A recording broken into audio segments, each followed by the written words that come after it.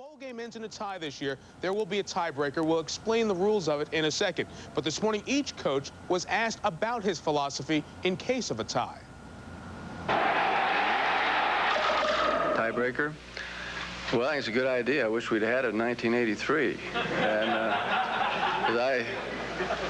I would have definitely kicked the point at that point and relied on the coin toss to try to do the right thing. I think there are two things that come into my mind. Number one, Nebraska has the advantage in an overtime ball game in the Fiesta Bowl because of their defense. They only have to defend 25 yards against that Florida offense that can't stretch them out. Number two, Tommy Frazier. We have seen that guy many a time in person in the red zone. When he gets down there and he's running an offense, I realize that the field conditions could be poor, but it doesn't matter. Tommy Frazier's a playmaker, and he'll find a way to get it in the end zone.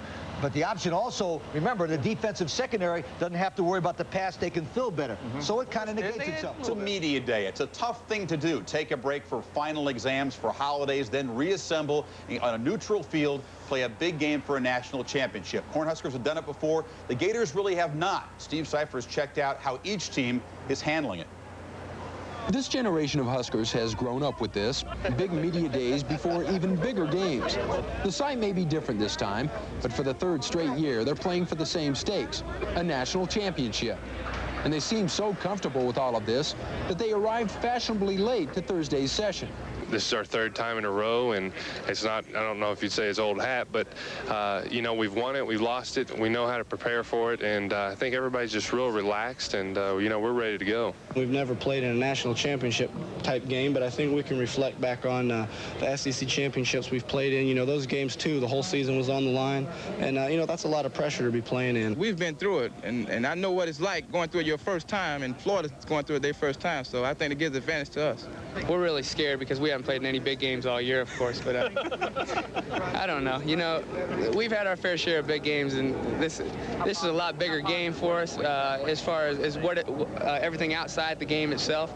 But other than that, it's another big game, and we're going to treat it just like we have all year. I think if we were playing kind of a Cinderella team that had not played in a lot of big games, or, you know, but Florida's now played in the Southeast Conference Championship playoff 3 years in a row, which are big games. They play Florida State every year and play Tennessee, and so I think it's more big game experience that's critical, and now we're just putting a different label on it. We're saying, well, this is a big game, but it's for the national championship. Obviously, playing for number one is all the difference in the world rather than playing for number 3 or 4. So we got a lot more at stake at this one, and I think our players realize that, and I think we'll be ready to play and coach about as well as we can. We know what the hype about the national championship is about, and we know that we have to play 4 quarters of tough football to win this game, and we're not going in cocky or anything like that. We just want to go in here and play the best game that we possibly can. We're here because, you know, we're the 2 best teams in the nation, and one of us, you know, after January 2nd, will be the national champion. If experience in a title game is an advantage, the Huskers have it. And with 25 straight wins, they've proved they have the skill. But when it comes to luck, well, in this game, Chris, the Fiesta Bowl, Nebraska is 0-4. But those were games a long time ago in different Nebraska teams. In case you're wondering what players do as they wait and wait and wait for the game, video games. They say they're in the arcades and they're playing Sega Genesis. What do teams do to prepare for a bowl game before video games? I don't know. Got in trouble. Exactly. Yeah, they still find time to do that, too. Hey, today at Media Day was really interesting. Nebraska was kind of like, you know, we've been there, we've done that, seen that, we're going to do it again. Very confident. Whereas Florida, they were trying to convince me we're going to do this, doing a lot of talking about what's going to happen down the road in the ball game. Not cocky, but just trying to talk about it down the road. The other thing they said was, hey, we get no respect. You guys out there give us no respect, and we're going to show you we deserve it. Greg, what I sensed there was Nebraska players, business as usual. They expect to win this ball game. Florida, excitement, hoping to win. That's why I think it's very important for Florida to start off fast, because Nebraska can bomb them early. Nebraska has outscored their opponents 158-34. How do you like that, my friend? Well, Florida outscored their opponents 150-58. Holy mackerel. You got me by 8 points. And that's why I'm tired of hearing the no respect. Yeah. Come on, these are 2 undefeated teams that deserve to be here, and I think they've gotten ample respect. Yes. It's not just boring interviews at Media Day. When you get the pony and the coach, you turn them loose with some mini cams. What you get is players turning the interview tables, unveiling a new special teams dance, even explaining their tattoos. Hey, hi, I'm Willie Rogers at the Fiesta Bowl here in Tempe, Arizona, the place where the Florida Gators will meet the Nebraska Cornhuskers. We play better when we lose, calm. And I'm here, I'm going to interview Craig James. There's drawbacks to what you do, there's drawbacks to what I do, and so you got to take the good with the bad. Hey, you the one that'll pick a winner. I got it. Figured, you know, Peterbilt, like the truck, you know, kind of, I guess they're supposed to be built kind of tough, so hopefully, you know, we can kind of be compared to that. From your point of view, what chance do you think the Florida D-line has against the Nebraska offense line? I hear they're going to have that center around play, you know, fake the snap, pick it up and go. I wish, man. The work ethic has been tremendous, and their focus has been unbelievable to me. Yeah, you did. You got my name wrong. Yeah, you did. I'll just tease. You ain't getting sensitive, is you? By the way, what barber college did you go to get that haircut? Yeah. But I will say this, you better have your hard hat on, because the Nebraska offensive line will show up. Hey, that's the perfect answer. I think so, too. We out of here. This is Willie Rogers from Tempe. Say, see y'all January 2nd, 6:30, baby.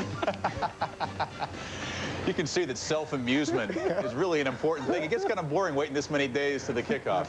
We're not quite out of here. Miami wore white jerseys, orange pants, and the Huskers handled them. Are you kidding me? Hand me the phone. You got it. Yo, Steve, get the blue pants ready. Other factors that perhaps might decide this game a lot more than fashion.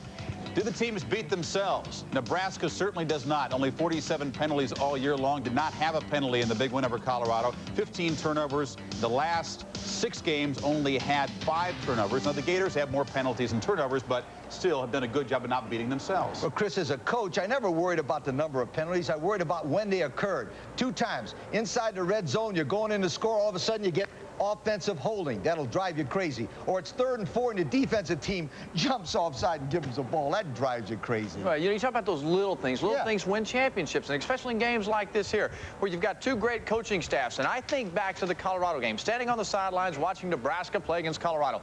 Nebraska's offensive coaches called a great ball game. I was continually confused out there. I didn't know what was going on. Colorado's defense certainly didn't know what was going on. If they have that same kind of play calling ability in this game here, Nebraska will win it. Absolutely. You're confused a lot, but I do agree with your point. Nebraska's staff underrated in how they prepare for a game. They don't allow sacks. They don't have bad snaps. They don't drop passes. For Nebraska, none of the trash talking they got from Miami players last year. For Florida, none of the knife fighting they're doing amongst themselves in last year's bowl. It's been quiet, as Steve Cyphers reports, just the way the coaches like it. Chris, both teams practice Sunday afternoon, and Monday they'll be allowed on the field here at Sun Devil Stadium for the first time.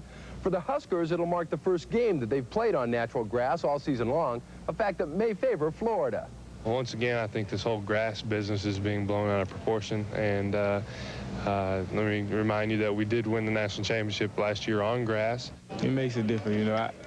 If you used to run on turf, and it's going to be a big difference when you playing on grass. If it's a big of a difference as we think, you know, I hope that's a check for us. Sunday, Nebraska players were off limits to the media. Florida made 4 available.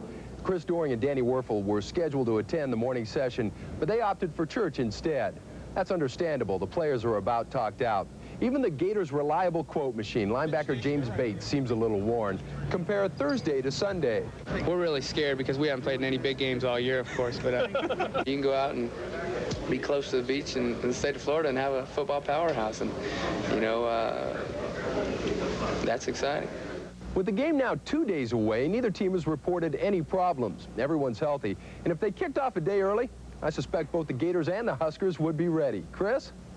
All right, Steve, why are the Huskers chasing history? Back-to-back perfect seasons, 2nd straight consensus national title, because they plug holes extremely well. Only center Aaron Graham returned the offensive line. The willbacker, Terrell Farley, comes in from a JC. He's the Big 8 defensive newcomer of the year. Jared Tomich, Grant Wistrom, new starters at outside linebacker. And Darren Erstedt, they lose their kicker, the #1 pick in the baseball draft. And true freshman Chris Brown is 13 of 16. How many coaches would love to have this situation? Jared Tomich, walk on to All-American, 10 sacks. He'll have to get to Werfel.